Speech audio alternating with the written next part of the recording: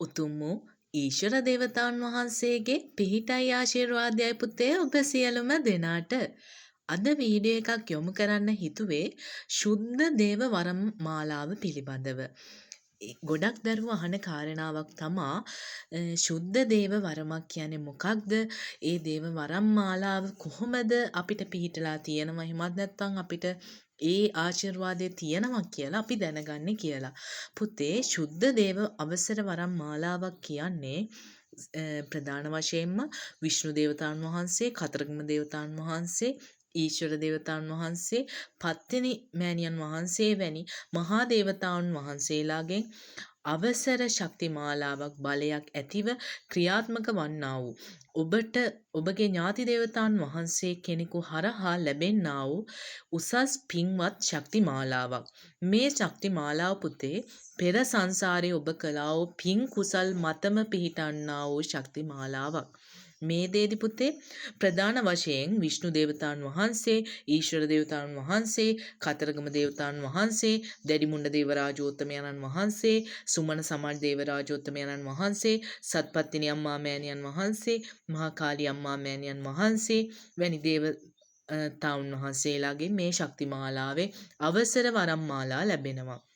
මේ ශක්ති මාලාවේදී පුතේ විශාල වශයෙන්ම පුතේ ඔබට මේ දේව ශුද්ධ දේව අවසර වරම් මාලාවක් හිමි නම් ඔබ ඊටමත් ශාන්තිමත් දරුවෙක්. ඒ කියන්නේ පුතේ ඔබ දේවතාවුන් වහන්සේලා ඉදිරියේ ඊටමත් නිහඬ, සමහර වෙලාවට චලනයක්වත් නැති, නමුත් ඔබට ඊටා ඉහළ ශක්ති මාලාවක් භාවනා කරනවා වගේ දේව මෑණියන් වහන්සේ ඉදිරියට ගියපුවාම එමත් නැත්නම් දේවතාවුන් වහන්සේලාගේ ඉදිරියට ගියපුවාම ඔබ ඊටමත් නිහඬ භාවනා යෝගීව ඉන්නා වූ දරුවෙක් වගේ ඔබ චලනයක්වත් නැතුව ඉන්න දරුවෙක් වෙන්න පුළුවන්. සමහර වෙලාවට සුළු වෙවුලීමක් ඇතිව චලනයක් ඇතිව ඉන්නා වූ දරුවෙක් වෙන්න පුළුවන්.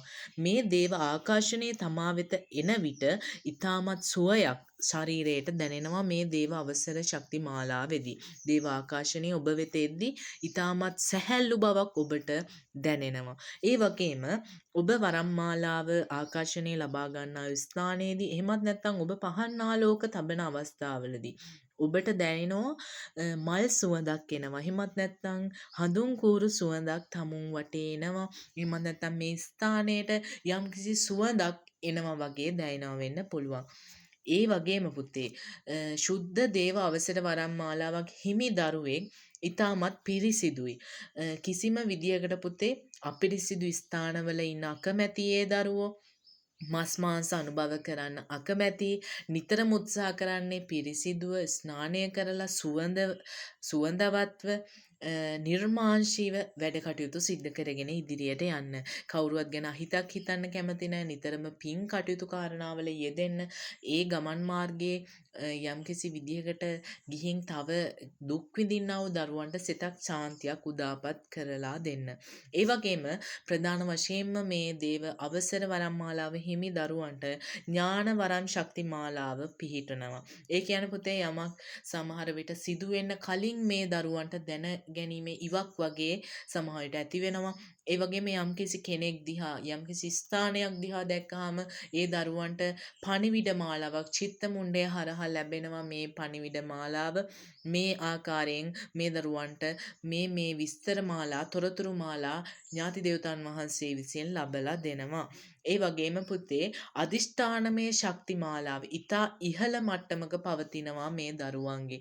ඒ කියන්නේ පුතේ යම්කිසි විදියකට අදිෂ්ඨානමය ශක්ති මාලාවෙන් යම්කිසි කෙනෙකුට උදව් පදව් කිරීමට, අසනීප සුව කිරීමට, කිරණ ශක්ති මාලාවෙන් පිහිට ආශිර්වාදයේ උදාපත් කිරීමට මේ දේව අවසර වරම් මාලාවේදී මේ දරුවන්ට ඊටමත් හොඳින් ලැබෙනා වූ ශක්ති මාලාවක්. ඒ වගේම නිතරම මේ දරුවෝ උත්සාහ කරන්නේ දේවතාවුන් වහන්සේලාට පින්පෙත් අනුමෝදන් කරන්න, තමුන්ට ඉන්නා වූ ඥාති දේවතාවුන් වහන්සේට පින්පෙත් අනුමෝදන් කරන්න, තමුන් මේ සංසාර ගමනේ කෙටි කරගෙන මේ සංසාර ගමනේ ඉක්මනින් මේ දරුවා හිතන්නා වූ පතන්නා වූ ඒ චතුරාර්ය සත්‍ය ධර්මාවබෝධය ලබා ගැනීමට මේ දරුවා ඉතාමත් කැමතියි. ඉතින් මේ වගේ තමා පුතේ ශුද්ධ දේව අවසර වරම් මාලාවක් හිමි නම් ඔබට ඒ විදිහට තමා දැනෙන්නේ සහ ශුද්ධ දේව අවසර වරම් මාලාවක් කියන්නේ අන්න ඒ දෙයටයි. උතුම් වූ ඊශ්වර දේවතාවුන් වහන්සේගේ පිහිටයි ආශිර්වාදයයි පුතේ ඔබ සියලුම දෙනාට තෙරුවන් සරණයි.